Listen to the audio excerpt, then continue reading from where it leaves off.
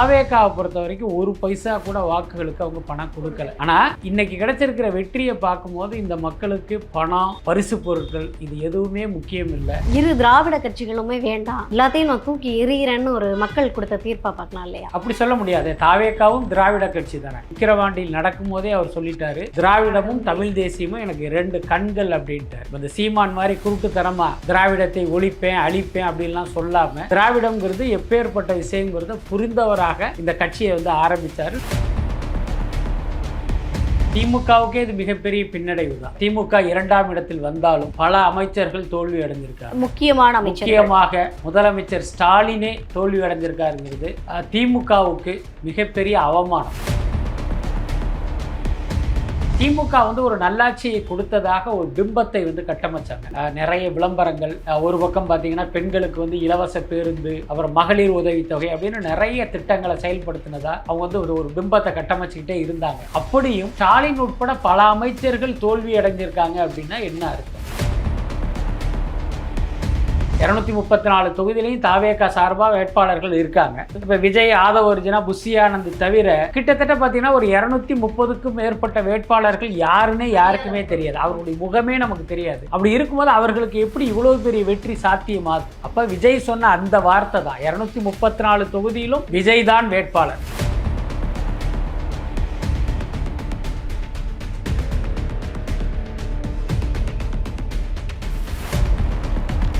Sir வணக்கம். வணக்கம். எப்படி இருக்கீங்க? நல்லா இருக்கேன். பயங்கர ஹாப்பியா இருக்கீங்களா? நாட்டுக்கு நல்லது நடந்தா ஹாப்பியாக தான் இருக்கணும். அதாவது ஒரு பெரிய ஒரு புரட்சி, விசில் புரட்சி, உரல் புரட்சி எல்லாமே ஒட்டுமொத்தமாக மாற்றி இருக்கு தாவேக்காவோட என்ட்ரி அப்படின்னு பார்க்கலாம். ஏன்னா தொடர்ந்து எல்லாரும் பேசிக்கிட்டு இருந்தாங்க 75 ஆண்டுகால ஆட்சி, 50 ஆண்டுகால ஆட்சி, பணநாயகம், படைபலம் அப்படின்னு சொல்லிட்டு ஏகப்பட்ட விஷயங்களை பேசியிருந்தாலும், சென்னை என்னுடைய கோட்டைன்னு பேசியிருந்தாலும் எல்லாத்தையும் விஜய் அவர்கள் தாவேக்கா அடித்து நொறுக்கி துவம்சம் செஞ்சிருக்கு அப்படின்றத பார்க்கலாமா இன்னைக்கு எலெக்ஷன் ரிசல்ட்? நிச்சயமா. முதல்ல இந்த தேர்தல் வெற்றி, இந்த தேர்தல் முடிவில் நான் பார்த்த ஒரு பாசிட்டிவான விஷயம் என்ன அப்படின்னா, எனக்கு தெரிஞ்சு கிட்டத்தட்ட ஒரு 25-30 வருடங்களாக ஒரு தேர்தல் வெற்றியை தீர்மானிப்பது வாக்குகளுக்கு கொடுக்கப்படுகிற பணம். ஆரம்பத்தில் ஒரு 50 ரூபா கொடுத்தாங்க, 100 ரூபா கொடுத்தாங்க. அது அப்படி மாறி இன்னைக்கு ஒரு வாக்குகளுக்கு 5000 10,000 கொடுக்குற அளவுக்கு வந்துருச்சு. சொல்லப்போனால் நீங்கள் என்ன வேணாலும் கொள்ளையடிச்சிக்கலாம். தேர்தல் நேரத்தில் வாக்காளர்களுக்கு பணம் கொடுத்தா போதும் நமக்கு ஓட்டு போட்டுருவாங்கங்கிற ஒரு மனநிலை அரசியல் கட்சிகளுக்கும் இருந்தது. மக்களுக்கு நேர்கிட்ட அவன் எவ்வளோ வேணாலும் கொள்ளையடிக்கட்டும், அதை ஓட்டு போடுறப்ப நமக்கு ஒரு 5000 வெட்ட சொல்லுங்கள், நம்ம ஓட்டு போட்டுடலாம் அப்படிங்கிற மனநிலை மக்களுக்கும் இருந்தது. அது கிட்டத்தட்ட இந்த தேர்தலிலும் அது அங்கங்கே இருந்ததை நம்ம பார்த்தோம். பல கட்சிகள் பல வகையில் அந்த பணத்தையும் பரிசு பொருளை கொடுத்தாங்க. ஆனால் தாவேக்காவை பொறுத்த வரைக்கும் ஒரு பைசா கூட வாக்குகளுக்கு அவங்க பணம் கொடுக்கல நமக்கு தெரிந்து. ஆனால் இன்றைக்கி கிடைச்சிருக்கிற வெற்றியை பார்க்கும்போது இந்த மக்களுக்கு பணம், பரிசு பொருட்கள் இது எதுவுமே முக்கியம் இல்லை. நம்ம நாட்டில் ஒரு மாற்றம் ஏற்படணும் அப்படிங்கிறது மக்களுக்கு ஒரு முக்கியமாக ஒரு பிரதான விஷயமாக தோன்றி இருக்கு அப்படிங்கிறதுனுடைய ஒரு அறிகுறியாக தான் இந்த தேர்தல் முடிவை நான் பார்க்குறேன். ஓகே, இரு திராவிட கட்சிகளுமே வேண்டாம், எல்லாத்தையும் நான் தூக்கி எறிகிறேன்னு ஒரு மக்கள் கொடுத்த தீர்ப்பா பார்க்கலாம் இல்லையா? அப்படி சொல்ல முடியாது. தாவேக்காவும் திராவிட கட்சி தானே. திராவிட கட்சிகளுடைய நீட்சி தான் தமிழக வெற்றி கழகம். கட்சியினுடைய பெயரில் திராவிடம்ங்கிறது இல்லைனாலும் அவர் கட்சியினுடைய முதல் மாநாடு விக்கிரவாண்டியில் நடக்கும் போதே அவர் சொல்லிட்டாரு, திராவிடமும் தமிழ் தேசியமும் எனக்கு 2 கண்கள் அப்படின்ட்டாரு. இந்த சீமான் மாதிரி குருட்டுத்தனமா திராவிடத்தை ஒழிப்பேன் அழிப்பேன் அப்படின்லாம் சொல்லாமல் திராவிடம்ங்கிறது எப்பேற்பட்ட விஷயங்கிறத புரிந்தவராக இந்த கட்சியை ஆரம்பித்தார். இன்னும் சொல்லப்போனால் விஜயும் திராவிடத்தின் மீது நம்பிக்கை கொண்ட ஒருத்தர் தான். அதனால் மக்கள் இன்றைக்கு விஜய்க்கு கொடுத்த வாக்குகள் என்பது திராவிடத்தின் மீது நம்பிக்கை கொண்டதனுடைய வெளிப்பாடாகவும் தான் அதை நீங்கள் பார்க்கணும். திராவிடம் வேண்டாம், எங்களுக்கு தமிழ் தேசியம்தான் வேணும்னு மக்கள் நினச்சிருந்தா எதுக்கு விஜய்க்கு ஓட்டு போடணும்? அந்த வரட்டு கத்தல் கத்திக்கிட்டு இருக்கிற சீமானுக்கே ஓட்டு போட்டுடலாமே. மக்கள் பொறுத்த வரைக்கும் தமிழ் தேசியத்தின் மீது மக்களுக்கு நம்பிக்கையும் இல்லை, ஆர்வமும் இல்லை. எல்லாத்துக்கும் மேலே சீமானுடைய அந்த கோஷத்துக்கு பிறகு தமிழ் தேசியம்னாலே ஒரு பிரிவினைவாதம்ங்கிறத மக்கள் ரொம்ப தெளிவாக புரிஞ்சுக்கிட்டு இருக்காங்க. தமிழ்நாட்டு வாக்காளர்கள்ட்ட உள்ள மிக மிக முக்கியமான ஒரு பாசிட்டிவான விஷயம் என்ன அப்படின்னா, எந்த காலத்திலும் இவர்கள் பிரிவினைவாதத்தை விரும்புவதே கிடையாது. அது மதத்தின் பெயரில் வந்தாலும் சரி, சாதியின் பெயரில் வந்தாலும் சரி, இனத்தின் பெயரில் வந்தாலும் சரி. இங்கே பாருங்கள், பாஜக இங்கே வந்து பெருசாக வந்து ஸ்கோர் பண்ணவே முடியாது. அதே மாதிரி சாதியை வைத்து அரசியல் பண்ணுற பாமகவுக்கும் மக்கள் பார்த்திங்கன்னா ஒரு பெரிய ரோல்லாம் கொடுக்கறது இல்லை. அதே மாதிரி தமிழினம் தமிழ் தேசியம்னு சொல்கிற நாம் தமிழர் கட்சியும் பார்த்திங்கன்னா ஒரு 0வாக தான் அங்கே வச்சுருக்காங்க. அதனால் மக்களை பொறுத்த வரைக்கும் தெளிவாக இருக்காங்க. யாருமே ப்ரெடிக்ட் பண்ண முடியாத ஒரு விஷயம். எல்லாருமே வந்து இந்த தேர்தலுடைய எலெக்ஷன் முடிஞ்சப்போவே சொன்னாங்க இது வந்து ஒரு கணிக்க முடியாத தேர்தலாக இருக்குது, தொங்கு சட்டசபை வரும் அப்படின்னு சொல்லிட்டு தான் சொல்லிக்கிட்டு இருந்தாங்க. பட் இன்றைக்கி கிட்டத்தட்ட 110 அப்படின்ற சீட்டை வந்து தாவேக்கா ரீச் பண்ணியிருக்கு இல்லையா? ஸோ ஒருவேளை அந்த 110 இருக்காங்க அப்படின்னா அவங்க அடுத்த கட்டம் என்ன பண்ணுவாங்கன்னு நினைக்கிறீங்க? அதாவது 118 தான் மெஜாரிட்டி. இப்போ விஜய் நீங்கள் சொல்ல மாதிரி 110 அப்படிங்கிற இடத்தை நோக்கி நகர்ந்துக்கிட்டு இருக்கு. என்னுடைய தனிப்பட்ட நம்பிக்கை 118 அவர்கள் பெறுவதற்கு வாய்ப்பு இருக்குது. ஒருவேளை அது நடக்கலை அப்படின்னா இப்போ தேவைப்படுகிற நம்பர் அப்படிங்கிறது ஒரு அதிகபட்சமாக ஒரு 10 சீட்டு தேவைப்படும். அப்போ என்னன்னா இந்த உதிரி கட்சிகளுடைய ஆதரவோடு இவர் வந்து ஆட்சி அமைக்கலாம். அப்படி இல்லைன்னா காங்கிரஸே கூட தாவேக்காவுக்கு ஆதரவு தருவதற்கு வாய்ப்பு இருக்குது. எல்லாத்துக்கும் மேலே தாவேக்கா ஏற்கனவே ஒரு ஆஃபர் கொடுத்துருக்காங்க, ஆட்சி அதிகாரத்தில் பங்கு அப்படின்னு. இன்றைக்கி காங்கிரஸ் வந்து திமுக கூட்டணியிலிருந்து வெளியில் வந்து நாங்கள் வந்து தாவேக்காவுக்கு ஆதரவு தர்றோம் அப்படின்னு சொன்னால் நிச்சயமாக அந்த ஆதரவை விஜய் வந்து ஏற்றுக்கொண்டு மந்திரி சபையிலேயே அவர்களுக்கு ஒரு பிரதிநிதித்துவம் கொடுப்பதற்கும் வாய்ப்பு இருக்குது. அப்படி இல்லைன்னா தேமுதிக, பாமக, இடதுசாரிகள் இவர்களுடைய ஆதரவில் கூட தாவேக்கா ஆட்சி அமைப்பதற்கான வழிகள் இருக்குது. அது ரொம்ப ஒரு கஷ்டமான விஷயம்லாம் ஒன்றும் இல்லை. ஏன்னா வந்து பெரும்பான்மை அப்படின்றது 118ன்றப்ப 110 இடம் அப்படின்றதே மிகப்பெரிய வெற்றி அப்படின்னு சொல்லலாம். ஏன்னா வந்து நிறைய பேருடைய கணிப்பு 20 சீட்டு 30 சீட்டு 20% வருவார், இப்படி தான் இருந்தது ஒரு குறுகிய மனப்பான்மைக்குள்ளே. ஆனால் எல்லாத்தையும் அடித்து காலி பண்ணியிருக்காரு. ஏன்னா 110 சீட்டு அப்படின்றது யாருமே இமேஜின் பண்ணாது. எனக்கு தெரிஞ்சு நிறைய தாவேக்கால இருக்கவங்களே இந்த விஷயத்தை இமேஜின் பண்ணியிருப்பாங்களான்னு தெரியல. தமிழகத்தில் ஒரு புதுவித மாற்றம், அதாவது வரலாறு படைப்போம், வரலாறு திரும்புகிறதுன்றாரு விஜய் முன்னாடி சொல்லியிருந்தார் விக்ரவாண்டியில். பட் வரலாறை படைச்சிருக்கிறாரு அப்படின்னு தான் பார்க்கலான்னு நினைக்கிறேன் சார். சரி, இதில் மிகப்பெரிய பின்னடைவு யாருக்கு சார் ஏற்பட்டிருக்கு? ஏன்னா வந்து திமுக இப்போ ஓரளவு வாக்கு வாங்கியிருக்காங்க. ஸோ அவங்க 2வது இடத்துல தக்க வச்சுருக்காங்க. இப்போ அதிமுகவுக்கு மிகப்பெரிய பின்னடைவாக இருக்குன்னு பார்க்கலாமா? அதாவது பார்த்திங்கன்னா திமுகவுக்கே இது மிகப்பெரிய பின்னடைவு தான். என்னதான் நீங்கள் சொல்ல மாதிரி திமுக 2ஆம் இடத்தில் வந்தாலும் பல அமைச்சர்கள் தோல்வி அடைஞ்சிருக்காங்க. முக்கியமாக முதலமைச்சர் ஸ்டாலினே தோல்வி அடைஞ்சிருக்காருங்கிறது திமுகவுக்கு மிகப்பெரிய அவமானம். அந்த அவமானத்தை எதை கொண்டும் உங்களால் துடைக்கவும் முடியாது, அழிக்கவும் முடியாது. அதனால் திமுகவுக்கு ஆட்சி அதிகாரம் கையை விட்டு போனது அப்படிங்கிறத விட அந்த கட்சியின் தலைவர் ஒரு முதலமைச்சர் வேட்பாளர் தோல்வி அடைஞ்சாருங்கிறது ஒரு மிகப்பெரிய அவமானமும் இழப்பும் தானே. அதுக்கப்புறம் எடப்பாடி தலைமையிலான அதிமுக கட்சி என்டிஏ கூட்டணி 3வது இடத்துக்கு வந்திருக்கு. என்னை பொறுத்த வரைக்கும் அது ஒரு பெரிய அதிர்ச்சியெல்லாம் இல்லை. என்னை பொறுத்தவரை இந்த விஜய் அடையில் அதிமுகவெலாம் அடித்து செல்லப்படும் நான் நினச்சேன். அதிமுகக்கெல்லாம் தமிழ்நாடு அரசியலில் எதிர்காலமே கிடையாது. ஸோ இந்த தேர்தலோடு அவருடைய கணக்கே முடிஞ்சிரும்னு நினச்சேன். பட் அதை தாண்டி அவர்களுக்கு வந்து இரட்டை இலக்கத்தில் வெற்றி கிடைத்திருப்பதை என்னை பொறுத்த வரைக்கும் ஒரு ஆச்சரியமான விஷயம்தான். ஓகே, அதாவது 85% ஓட்டு வாங்கினப்போ எல்லாரும் எஸ்ஐஆருடைய வெற்றி தான் இது அப்படின்னு சொன்னாங்க. வாக்கு சதவீதம் 85%ன்றது எஸ்ஐஆரோடது தான், விஜயோட வருகை கிடையாது, விஜயோட அலை கிடையாது அப்படின்னாங்க. பட் அது எல்லாத்தையும் இன்றைக்கி வந்து ப்ரூவ் ஆகியிருக்குது இல்லையா? ஸோ மொத்தமே 75 இடங்களில் தான் இப்போ வரைக்குமே வந்து திமுக வெற்றி வகை சூடி இருக்குது, முன்னிலையில் இருக்காங்க. அப்படின்றப்போ நீங்கள் சொன்ன மாதிரி ஏற்றுக்க முடியாத ஒரு விஷயம் என்னென்னா முதலமைச்சராக இருந்த ஸ்டாலின் அவர்களுடைய தோல்வி தான். இதை வந்து எப்படி அவங்க வந்து மேனேஜ் பண்ண போகிறாங்க? ஏன்னா இதுக்கப்புறமா வந்து சட்டமன்றத்துக்குள்ள போகிறதுக்கான வாய்ப்பு இருக்கா முதலமைச்சருக்கு? இல்லை, முதலமைச்சர்னா ஸ்டாலினுக்கு அந்த வாய்ப்பு இந்த முறை இல்லை. அப்போ அவரை வந்து மறுபடியும் கொண்டு வரணும் அப்படின்னா திமுக சார்பாக வெற்றி அடைந்த ஒருவர் அவருடைய பதவியை ராஜினாமா பண்ணிவிட்டு அங்கே ஒரு இடைத்தேர்தலை வர வைத்து அங்கே ஸ்டாலினை போட்டியிட வைத்து வேணால் நீங்கள் அவரை சட்டசபைக்கு அனுப்பலாம். அதில் ஒரு பெரிய ரிஸ்க் என்னன்னா அங்கேயும் விசில் புரட்சி நடந்துருச்சு அப்படின்னா உள்ளதும் போச்சுடா நுள்ளக்கொண்டான்னு உட்கார்ற மாதிரி ஆகிடும். ஸோ அது வந்து அவங்களுக்கு வந்து ஒரு பெரிய சிக்கலை ஏற்படுத்தும். எல்லாத்துக்கும் மேலே ஒரு முதலமைச்சராக 5 வருடங்கள் முதலமைச்சர் இருக்கையில் அமர்ந்துட்டு நீங்கள் அதுக்கப்புறம் ஒரு எதிர்க்கட்சி தலைவராக போய் அமர்றதுங்கிறது ஒரு பெரிய ஒரு உளவியல் சிக்கல்லாம் இருக்குது. அதனால் அந்த விஷயத்தை அவங்க பண்ண மாட்டார் அப்படின்னு தான் நான் நினைக்கிறேன். எல்லாத்துக்கும் மேலே அவர் ஜெயிக்கலைன்னாலும் அவருடைய வாரிசான உதயநிதி ஸ்டாலின் ஒரு பெரிய போராட்டத்துக்கு அப்புறம் வெற்றி வாகை சூடியிருக்காரு. அதனால் ஒருவேளை திமுக அதிக இடங்களை பிடித்து எதிர்க்கட்சி அந்தஸ்து அந்த கட்சிக்கு கிடைத்தால் உதயநிதி ஸ்டாலினே எதிர்க்கட்சி தலைவரை அமர வைத்து அழகு பார்ப்பாருன்னு தான் நினைக்கிறேன். ஓகே, அதாவது வந்து எல்லாருமே சொன்ன ஒரு கணிப்பு விஜய் விசஸ் உதயநிதினு களம் மாறும், 2031 மாறும்னாங்க.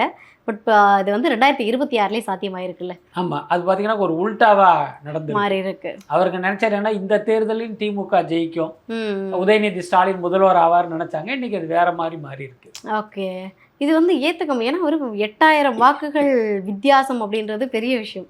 ஏன்னா தொடர்ந்து பார்த்தீங்க அப்படின்னா ஒரு 6 தேர்தலாக முதலமைச்சராக இருந்த ஸ்டாலின் அவர்கள் வெற்றியை மட்டுமே சந்திச்சிருக்காங்க. ஃபஸ்ட்டு தேர்தலில் 1000 விளக்கு தொகுதியில் மட்டும் தோற்றுருக்காங்கன்னு நினைக்கிறேன். அதுக்கப்புறம் தொடர் வெற்றி அப்படின்றப்போ இப்போ இவருடைய தோல்வி மட்டும் இல்லாமல் அவரை சார்ந்த அமைச்சர்கள் நிறைய பேர் தோல்வியை சந்திச்சிருக்காங்க. ஸோ KN நேரு, சேகர் பாபு இவங்க மட்டும்தான் ஜெயிச்சிருக்காங்கன்னு நினைக்கிறேன். முக்கிய புள்ளியாக இருக்க பல அமைச்சர்கள், கீதா ஜீவன்லேருந்து பல அமைச்சர்கள் தோல்வியை சந்திச்சிருக்காங்க. ஸோ இந்த அவை புலவர்கள்லாம் அடுத்து என்ன பண்ண போகிறாங்கன்ற பெரிய கேள்வி இருக்குல்ல. இல்லை, அது திமுக கட்சியில் இருக்க அமைச்சர்களுக்கு அடிக்கடி நேருகிற விஷயம்தான் இது. ஒரு ஸ்வீப் வரும்போது அவர்கள் தோப்பாங்க, ஆனால் அடுத்த முறை அவர்களுக்கே தான் அந்த கட்சி வாய்ப்பு கொடுக்கும். மீண்டும் அவங்க ஜெயிச்சு அமைச்சராக வருவாங்க. அதனால் அது ஒரு பிரச்சனை இல்லை. இந்த 5 ஆண்டுகளை எப்படி நகர்த்துவது அப்படிங்கிறது அவர்களுடைய விஷயம்தான் அது. பட் நம்ம இங்கே பார்க்க வேண்டியது என்ன அப்படின்னா, திமுக வந்து ஒரு நல்லாட்சியை கொடுத்ததாக ஒரு பிம்பத்தை வந்து கட்டமைச்சாங்க. நிறைய விளம்பரங்கள், ஒரு பக்கம் பார்த்திங்கன்னா பெண்களுக்கு வந்து இலவச பேருந்து, அப்புறம் மகளிர் உதவித்தொகை அப்படின்னு நிறைய திட்டங்களை செயல்படுத்தினதா அவங்க வந்து ஒரு பிம்பத்தை கட்டமைச்சிக்கிட்டே இருந்தாங்க. அப்படியும் ஸ்டாலின் உட்பட பல அமைச்சர்கள் தோல்வி அடைஞ்சிருக்காங்க அப்படின்னா என்ன அர்த்தம்? அப்போ நீங்கள் கொடுத்த இந்த திட்டங்கள் சரியாக மக்கள்கிட்ட போய் சேரலையா, அல்லது இத்தனை திட்டங்களை அனுபவித்த அந்த மக்களுக்கே உங்கள் மீது வந்து நம்பிக்கை இல்லை, உங்கள் மீது அதிருப்தி உருவாயிடுச்சா அப்படிங்கிற ஒரு கேள்வி வந்து இந்த நேரத்தில் எழுவதை வந்து தவிர்க்க முடியலை. எப்பயுமே தேர்தலில் வெற்றி தோல்வி அப்படிங்கிறது சகஜம்தான். அதே நேரம் இந்த மாதிரி ஒரு தோல்வி ஏற்படும் போது ஒரு சுய அலசல் நடக்கணும், ஒரு சுய பரிசோதனை நடக்கணும். அதை வந்து அவங்க அடுத்தடுத்த தேர்தலில் அதை சரி பண்ணிக்கணும். இல்லை சார், 1 சீட்டு 2 சீட்டு வித்தியாசம் அப்படின்னா அது வந்து கொஞ்சம் டீசெண்டாக இருந்திருக்கும். பட் இப்போ வரைக்கும் நம்ம பார்த்துக்கிட்டு இருக்கோம், தாவேக்கா 110 இடங்களில் இருக்குது, திமுக வந்து வெறும் 75 இடங்களில் தான் இருக்குது. அப்படின்றப்போ இது வந்து ஒரு பிக்கஸ்ட் டிஃப்ரென்ஸ் இல்லையா? ஸோ இதுவே வந்து மிகப்பெரிய ஒரு பின்னடைவு, ஒரு இழப்பு அப்படின்னு எடுத்துக்கலாம்ல திமுகவுக்கு. நிச்சயமாக அதில் மாற்றமே இல்லை. 175 தொகுதியில் போட்டியிட்டு 75 இடங்களில் தான் அந்த கூட்டணி வர முடியுது அப்படின்னா அது ஒரு பெரிய பின்னடைவு தானே.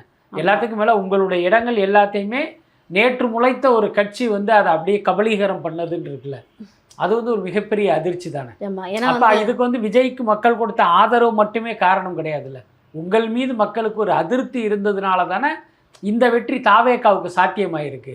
நீங்கள் எப்பயுமே ஒரு வெற்றிடம் உருவாகும் போது தானே அந்த இடத்த இன்னொரு ஃபோர்ஸ் வந்து ஃபில்லப் பண்ணும். அப்போ நீங்கள் சரியாக இருந்திருந்தால் எத்தனை விஜய் இருந்தாலும் உங்களை வந்து காலி பண்ணியிருக்க முடியாதுல்ல. ஸோ அதை அவங்க திமுகவினர் யோசிக்கணும். அது எஸ், இது மிகப்பெரிய கேள்வி சார். ஏன்னா எல்லாருமே சொல்கிறாங்க இது வந்து திமுக மீதான அதிருப்தியா, அப்படி இல்லைன்னா விஜயோட வருகையினால் வந்து இந்த அலையா அப்படின்றது தான் இந்த வெற்றியை வந்து தீர்மானிக்கிற ஒரு விஷயம். ஏன்னா எல்லாரும் என்ன சொன்னாங்கன்னா, விஜய் அப்படின்ற ஒரு தனிப்பட்ட மனுஷனால் இந்த வெற்றியை சாத்தியப்படுத்த முடியாது, இதெல்லாம் வந்து நடக்காத காரியம், திமுகன்றது ஒரு மிகப்பெரிய ஆலமரம், அதை வந்து யாராலையும் அசைக்கவே முடியாது அப்படின்னு தான் எல்லாரும் சொல்லப்பட்டுச்சு. ஸோ விஜய்ன்ற ஒரு தனி மனிதனால் இது சாத்தியமாயிருக்கா? அதான் விஜய் என்கிற தனி மனிதனால் தான் இன்றைக்கு தாவேக்காக்கு இவ்வளோ பெரிய வெற்றியை சாத்தியமாகிருக்கு. என்னென்னா 234 தொகுதியிலையும் தாவேக்கா சார்பாக வேட்பாளர்கள் இருக்காங்க. இப்போ விஜய், ஆதவ அர்ஜுனா, புஷி ஆனந்த் தவிர கிட்டத்தட்ட பார்த்தீங்கன்னா ஒரு 230க்கும் மேற்பட்ட வேட்பாளர்கள் யாருன்னே யாருக்குமே தெரியாது. அவங்களுடைய முகமே நமக்கு தெரியாது. நம்ம முன்னால் வந்து ஒரு வேட்பாளர் வந்து நின்னா கூட நமக்கு அடையாளம் தெரியாது. அப்படி இருக்கும்போது அவர்களுக்கு எப்படி இவ்வளோ பெரிய வெற்றி சாத்தியமாகுது? அப்போ விஜய் சொன்ன அந்த வார்த்தை தான், 234 தொகுதியிலும் விஜய் தான் வேட்பாளர். அதுக்கப்புறம் அந்த விசில்ங்கிற அந்த சின்னம், விஜய் விசில், இந்த 2 தான் இவர்களுக்கு இவ்வளோ பெரிய வெற்றியே தேடி கொடுத்துருக்கு. அதுக்கடுத்து அந்த விசிலுக்கே ஒரு நட்சத்திர அந்தஸ்து எப்படி ஏற்பட்டது அப்படின்னா அது விஜயின் சின்னம் அப்படிங்கிறதுனால தான். ஏன்னா நேற்று வரை விசிலுங்கிறது பல சுயேட்சை வேட்பாளர்கள் பயன்படுத்திய ஒரு சின்னம் தானே. இப்போ அதுக்கே வந்து மக்கள் மத்தியில் இவ்வளோ பெரிய அட்டென்ஷன் கிரியேட் ஆனதற்கு காரணம் அது விஜயினுடைய சின்னம்ங்கிறது தான். அப்போ இந்த வெற்றிங்கிறதே விஜயால் சாத்தியமானது தான். பட் அதே நேரம் எப்பேற்பட்ட நடிகர் அரசியலுக்கு வந்து மக்களை சந்தித்தாலும் அங்கே ஆளுங்கட்சியாக இருப்பவர்கள் ஒரு சரியான ஆட்சியை கொடுத்துருந்தா என்ன இந்த மாதிரியான ஒரு ஸ்வீப் நடந்திருக்காது. Okay, correct. நீங்கள் சொன்ன மாதிரி ஒரு சின்ன டேட்டா இருக்குது சார் நம்மக்கிட்ட. நடிகர்கள்லேயே வந்து பல பேர் வந்திருக்காங்க. நீங்கள் சொன்ன மாதிரி யாருமே பண்ண முடியாத ஒரு சாதனையை வந்து விஜய் அவர்கள் நிகழ்த்தியிருக்காருன்னு தான் சொல்லணும். ஏன்னா ஒரு எம்ஜிஆர் அவர்களே வந்து கிட்டத்தட்ட 1977 பார்த்தீங்கன்னா 30.4% தான் வாங்கியிருக்காங்க. என்டிஆர் அவங்க வந்து 46.8% வாங்கியிருக்காங்க. விஜயகாந்த் அவர்கள் நம்ம ஆல்ரெடி பேசின மாதிரி 8.5% வாங்கியிருக்காங்க. அதுக்கப்புறமா பார்த்தீங்கன்னா சிரஞ்சீவி அவர்கள் 16.3%, பவன் கல்யாண் 5.53%, கமல் சார் வந்து 2.6% வாங்கியிருந்தாங்க. விஜய் சார் முதல் முறையாக வந்து இத்தனை பேர் சொன்னேன், இவங்க எல்லாருமே வந்து ஆக்டராக இருந்து அரசியலுக்கு வந்து இத்தனை % ஓட்டு வாங்கியிருக்காங்க. அதே ஆக்டராக இருந்து இது வரைக்கும் அரசியல் அனுபவமே இல்லாத விஜய் அவர்கள் முதல் முறையாக 46.58% வாங்கியிருக்காங்க.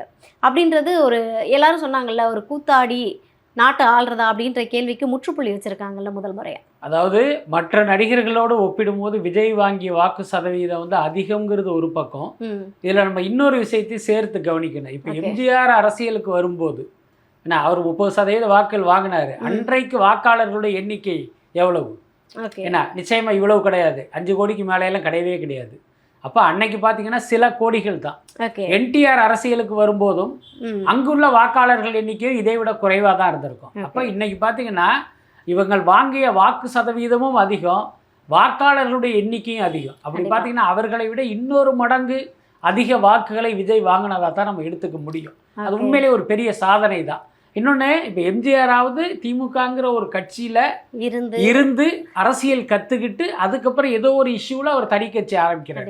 ஆனால் விஜயை பொறுத்த வரைக்கும் அந்த மாதிரி எந்த அனுபவமே கிடையாது. கரெக்டாக ஒரு 2 வருஷத்துக்கு முன்னே ஒரு கட்சியை ஆரம்பிக்கிறாரு. அதுவும் கூட பார்த்தீங்கன்னா பனையூர் பண்ணையார்னு கிண்டல் பண்ணுகிற அளவுக்கு பெரும்பாலும் அவர் வெளியில் வரவே இல்லை. அவர் ஆஃபீஸில் உட்காந்துக்கிட்டு தான் இவ்வளோ நாள் அரசியலே பண்ணார். அதுவே பெரிய அளவில் விமர்சிக்கப்பட்டது. அதுக்கப்புறம் அந்த கரூர் சம்பவம், அதுக்கப்புறம் இவரால் வெளியில் போய் மக்களை சுதந்திரமாக சந்திக்கவே முடியல. இவரே நினச்சாலும் பல்வேறு கட்டுப்பாடுகளை விதித்து இவரை முடக்கி போட்டாங்க.